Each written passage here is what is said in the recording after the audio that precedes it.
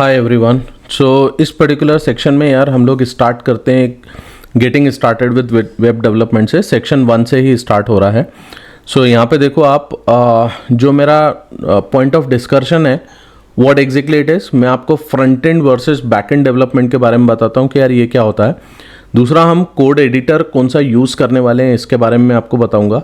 और हम एक एक एप्लीकेशन बनाएंगे, एक सिंपल सा एक वेब पेज बनाएंगे जिससे आपको बेसिकली एक वर्क स्पेस सेटअप आपका हो जाएगा और आपको ये समझ में आने लगेगा कि हम किस तरीके से आगे इसमें कोडिंग करने वाले हैं और सारी चीज़ों के बारे में काम करेंगे। चलो तो starting with the front end versus back and development, यहाँ पे मैं आपको ये कुछ चीज़ें बताता हूँ। अब आप देखो यहाँ पे, अगर जैसे आप देख रहे हो स्क्रीन के ऊपर गाइस, मैंने यहाँ पे लिखा हुआ है फ्रंट एंड डेवलपमेंट, राइट। और फ्रंट एंड डेवलपमेंट में मैं आपको सिंपल सी एक इमेज दिखा रहा हूँ और यहाँ पे कुछ कुछ चीज़ें लिखी हैं जैसे index.html, style.css एंड script.js। इसका मतलब क्या है, राइट। इसको समझने के लिए एक काम करते हैं, we will understand this particular thing over here. अभी आप देखो, मैं आपको बोलता हूँ कि यार आपको एक सिंपल सा एक वेब पेज बनाना है। सपोज आप एक प्रोफाइल पेज बनाना चाहते हो, तो आप यहाँ पे क्या करोगे, आप ऐसा कुछ एक पेज बनाओगे।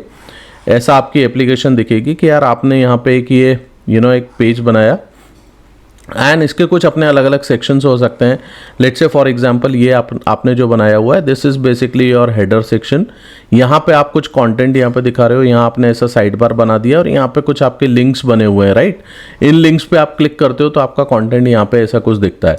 So this is what basically the page. अब इस पर्टिकुलर पेज को बनाने के लिए जो आपको लैंग्वेजेस लग रही हैं, these languages are basically the HTML, CSS and JavaScript, ठीक है। ये चीजें लगती हैं। अब HTML, CSS एंड जावास्क्रिप्ट ये क्या काम करता है, ये HTML जो है गाइस, ये आपका स्ट्रक्चर बनाने का काम करता है। This will be creating the structure of the application, right. CSS जो है ये प्रेजेंटेशन से रिलेटेड काम होता है इसका। एंड जावास्क्रिप्ट जो है it is for the behaviour, ठीक है। इसको आप ध्यान रखिएगा। अब आप देखो यहाँ पे जो स्टैटिक वेब एप्लीकेशन डेवलपमेंट होता है, इसका क्या मतलब है। जब ये आपने एक एप्लीकेशन बनाई हुई है गाइस, तो ये एप्लीकेशन आपने बेसिकली आपके खुद के सिस्टम के ऊपर बनाई हुई थी, ठीक है। सिस्टम मतलब आपका जो एक कंप्यूटर सिस्टम है या कंप्यूटर है, उसके ऊपर आपने इसको बनाया हुआ है। अब जब आप ये एप्लीकेशन बनाते हो गाइस, इस एप्लीकेशन को आप एक सर्वर मशीन के ऊपर डिप्लॉय करते हो। तो आप एज्यूम करो कि ये आपके पास में एक सर्वर है, इस सर्वर मशीन के ऊपर आप इस पर्टिकुलर एप्लीकेशन को आप होस्ट कर रहे हो, राइट। यहां पे आपकी वो पर्टिकुलर एप्लीकेशन है। तो जब मैं एप्लीकेशन की बात कर रहा हूं, अब देखो यहां पे जब आप ऐसी एप्लीकेशन देखोगे तो आपको समझ में आ रहा होगा कि यार ये जो अलग अलग लिंक्स अपन बना रहे हैं, हर एक लिंक के लिए मेरे को एक पेज बनाना पड़ेगा, राइट। कि मैंने इस पर्टिकुलर लिंक पे क्लिक किया तो वो पर्टिकुलर पेज मेरे को ओपन होना चाहिए। तो वो पूरी की पूरी एप्लीकेशन जो है, उस पूरी एप्लीकेशन का फोल्डर आप यहाँ पे सर्वर पे डिप्लॉय करते हैं। अब आप देखिए, जस्ट इमेजिन योरसेल्फ कि यार आप यहाँ पे से एक यूजर हो जो एक मशीन से इस पर्टिकुलर एप्लीकेशन को एक्सेस करता है।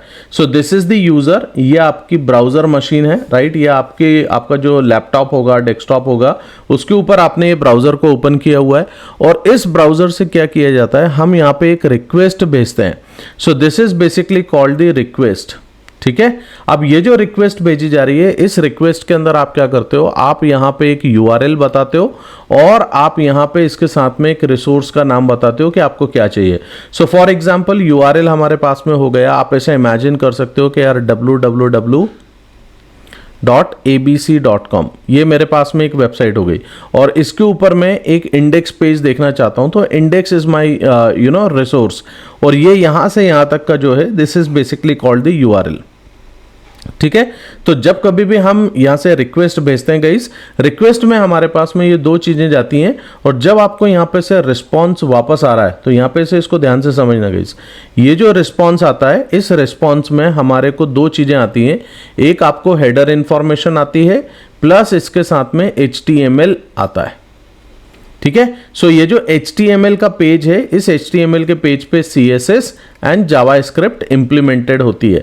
तो ये जो पूरा आपको HTML का पेज आएगा गाइज, यही पेज आप ब्राउजर पे यहाँ पे रेंडर करवाते हो या डिस्प्ले करवाते हो। तो इस तरीके से हमारे पास में ये स्टैटिक वेबसाइट डेवलपमेंट होता है जो हमारा काम करता है। आई होप आपको ये चीज़ समझ में आई होगी what I am talking about. So ये आपको समझ में आया होगा कि यार हमें किस तरीके से हमें HTML स्टैटिक वेबसाइट कैसे काम करती है, तो आपको ये चीज़ समझ में आ गई होगी। अब यहाँ पे अगर मैं आपसे ये बोलता हूँ कि यार डायनामिक वेब एप्लीकेशन डेवलपमेंट क्या है और डायनामिक वेब एप्लीकेशन डेवलपमेंट और स्टैटिक वेब एप्लीकेशन डेवलपमेंट में क्या डिफरेंस है। So this is the dynamic application development. ठीक है, अब देखो डायनामिक एप्लीकेशन डेवलपमेंट में क्या होता है ये समझना। यहां पे मैं आपको एक स्ट्रक्चर बना के बता रहा हूं। देखो यहां पे क्या रहेगा गाइस, यहां आपके पास में एक डेटाबेस होता है, राइट। जिस डेटाबेस में हमारे पास में बेसिकली कुछ इंफॉर्मेशन या डेटा हम यहाँ पे स्टोर करके रखते हैं। So this is your database. अब जो आपकी एक सर्वर साइड एप्लीकेशन डेवलपमेंट हम करते हैं, जिसको सर्वर साइड स्क्रिप्टिंग भी बोला जाता है, ये स्क्रिप्टिंग के लिए गाइज आपके पास में लैंग्वेजेस अलग अलग हो सकती हैं। जैसे मेरे पास PHP है, .NET है, जावा है, ठीक है, पाइथन है। इन लैंग्वेजेस को हम सर्वर साइड स्क्रिप्टिंग लैंग्वेज बोलते हैं। ये लैंग्वेजेस क्या करती हैं, ये आपको बेसिकली यहाँ पे से डायनेमिक डेटा यहाँ पे लेके आने का काम करती हैं और इस एप्लीकेशन के ऊपर आपकी पूरी एक एप्लीकेशन यहाँ पे होस्ट होती है। ठीक है, जो सर्वर होगा, इस सर्वर के ऊपर मेरे पास में ये पूरी की पूरी एप्लीकेशन आप यहाँ पे होस्ट करते हो। जो भी डायनेमिक कंटेंट है यहाँ से बनता है। अब ये जो सर्वर है ये किस तरीके से काम करेगा, जैसे आपके पास में पहले क्लाइंट जो हमने बोला हुआ था कि क्लाइंट जो है it is basically the browser. ठीक है, ये मेरे पास में ब्राउजर है, ये मेरे पास यूजर है। ये यूजर यहां से मेरे को एक रिक्वेस्ट भेजेगा। ये जो रिक्वेस्ट होगी ये अगेन मेरे पास में सेम टाइप की रिक्वेस्ट होगी जैसे मैंने स्टैटिक के केस में बोला हुआ था। और जो रिस्पॉन्स आएगा गाइज, रिस्पॉन्स में भी आपको सेम चीजें, मतलब आपको हेडर और HTML ये दो चीजें आपको एज इट इज यहां पे मिलेंगी। अब यहां पे डिफरेंस कहां आता है, डायनामिक एप्लीकेशन और स्टैटिक एप्लीकेशन में डिफरेंस क्या है। स्टैटिक का मतलब ये होता है कि ये जो HTML पेजेस यहाँ पे ऐप के ऊपर पड़े होंगे गाइज, ये फिक्स डेटा होगा, इसमें आपको चेंज नहीं कर सकते हो। डायनेमिक फॉर एग्जांपल आप ऐसा इमेजिन करो कि यहाँ पे मेरे पास में कोई ड्रॉप डाउन है और मैं बोलता हूं कि यार इस ड्रॉप डाउन पे मेरे को सिटी वाइज यूजर्स का डेटा चाहिए। तो अगर सपोज मैंने यहाँ पे सिटी फिल्टर करी तो इस पर्टिकुलर सिटी के हिसाब से मेरे को यहाँ पे एक डेटा पूरा बन के आना चाहिए, राइट। अब ये जो डेटा होगा गाइज, ये डेटा कहाँ पे होगा आपके पास में, ये डेटा आपके पास डेटाबेस के अंदर रहता है। Getting my point.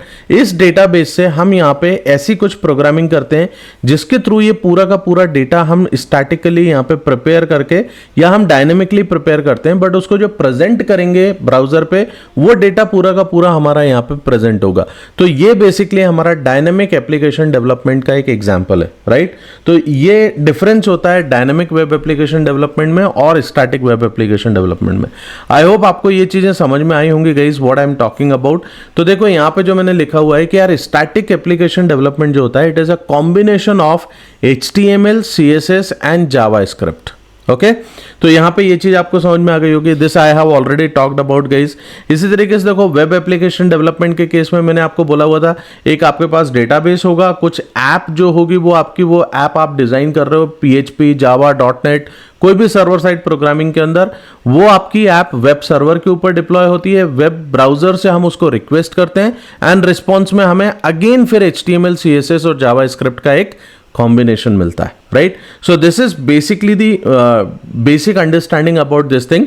नाउ जो कोड एडिटर होगा गाइज, मैं आपको ये सजेस्ट करूंगा कि आप विजुअल स्टूडियो कोड, अगर आपने अभी तक आपकी मशीन पे नहीं है तो विजुअल स्टूडियो कोड आप डाउनलोड करो। और ये मैंने आपको कुछ एक्सटेंशन का मैंने सेटिंग करके यहाँ पे दी हुई है कि मैं कौन सा एक्सटेंशन इस पे यूज करता हूं। तो मैं बेसिकली एक कोड फॉर्मेटिंग के लिए प्रिटियर एक्सटेंशन यूज करूंगा, ताकि जैसे हम कभी भी कोड लिखते हैं और उसको सेव करते हैं तो कोड हमारा ऑटोमेटिकली फॉर्मेट हो जाता है। और एक मोनोकाई थीम है जिसको हम यहाँ पे यूज करने वाले हैं।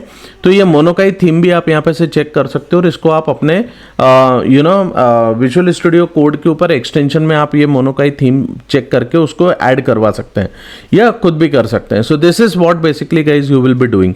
ये कुछ स्टेप्स मैंने आपको लिख के दी हुई हैं, इन स्टेप्स को आप फॉलो करो ताकि ताकि आपका प्रिटियर कोड फॉर्मेटर जो है वो प्रॉपरली सेट हो जाता है।